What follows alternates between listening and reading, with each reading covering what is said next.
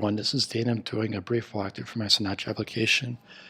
It's a content management system for an online brokerage site, and what it allows the user to do is it allows them to create an account or various accounts, and for each account you could specialize the strategy so that you can remind themselves what the purpose of the account is. You'll be able to add or remove certain securities from each account and update it accordingly. The purpose for this was not CSS, as you could see, but I wanted to use the Ruby gem bcrypt, which is a hashing algorithm like MD5 and SHA-1, but it works a lot slower than other two by design, which makes it much harder for someone to hack into your account by protecting your password and protecting your database from being compromised from various attacking methods. I also wanted to create some form fields with validation, so that way no empty fields and no junk gets persisted to the database. So without further ado, let's get started.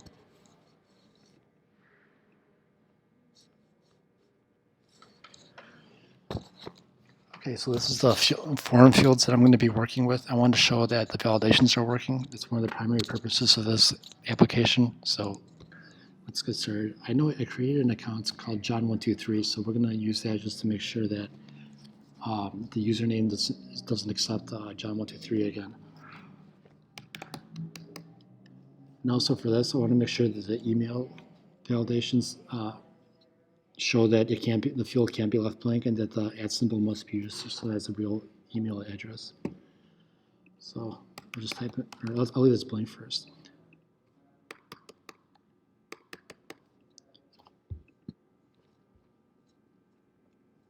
As you can see, we get a message saying that the email field can't be blanked, which is good.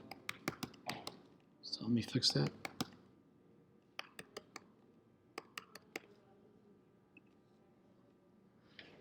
And this is great. It shows that it needs an @ symbol, so the validations are working correctly.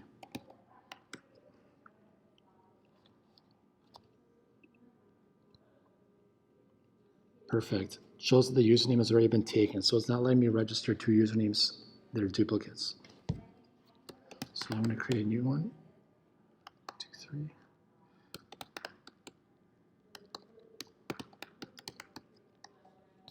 I also have two validations for the password. I want to make sure that the character must be between the characters for the password must be between 3 and 10 characters in length. So let me just test that really quick. That's perfect. It says password is too short. Minimum is 3 characters. Okay.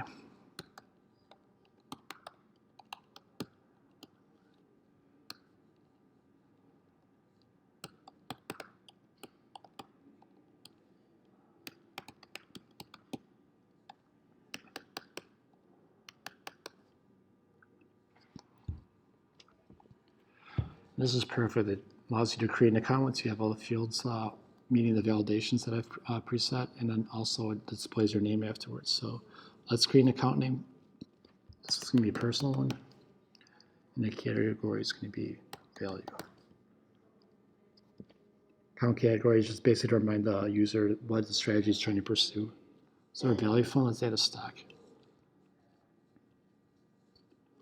Okay, let's type in US Steel. Ticker symbol is X, and over here you can increment how many shares you want to buy.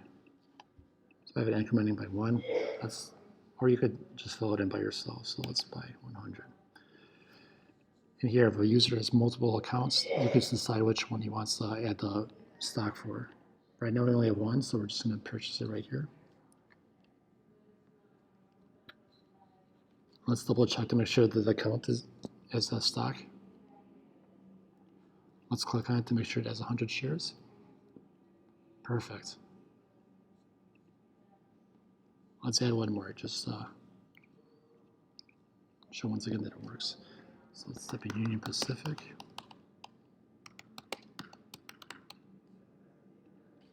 UMP, and let's buy 2,000.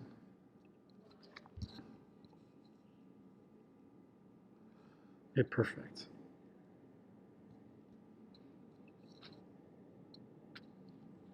Now you can see we've added the stock, Union Pacific, ticker symbol UNP, and the 2,000 shares. All the form fields that we submitted were correctly displayed, logged into the database. Okay, so now what we're going to do is we're going to create one more account. And the purpose of this is to show that when we create a new account, it's only going to display stocks that are added to that precise account. Let's create this for the wife, and this will be growth.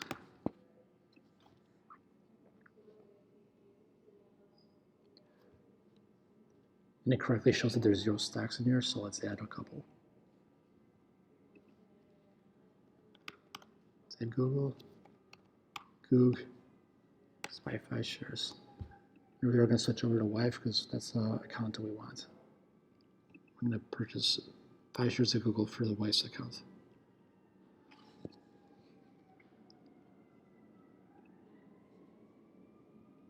As you can see, it's 5 shares of Google, just like we wanted.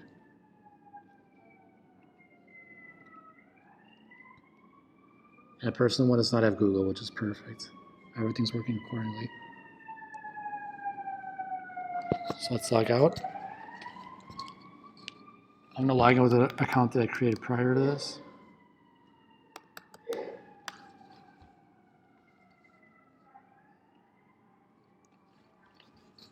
And as you can see, the accounts that were created for Daniel, the personal and the wife, were not shown over here. You only get to see the accounts that are available for this particular user. So my helper methods are working as designed. Right here, let's delete this stock.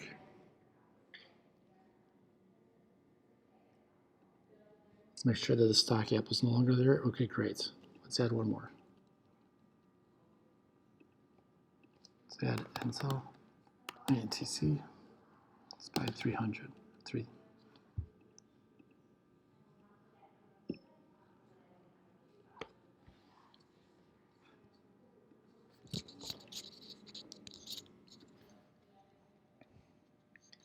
As you can see on the show page, it shows the stock name, the ticker, and the number of shares that we wanted.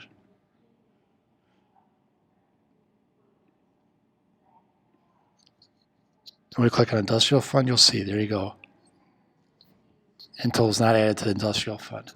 This is perfect. Thank you very much for watching. I really hope you enjoy the features I've added to my application. Goodbye.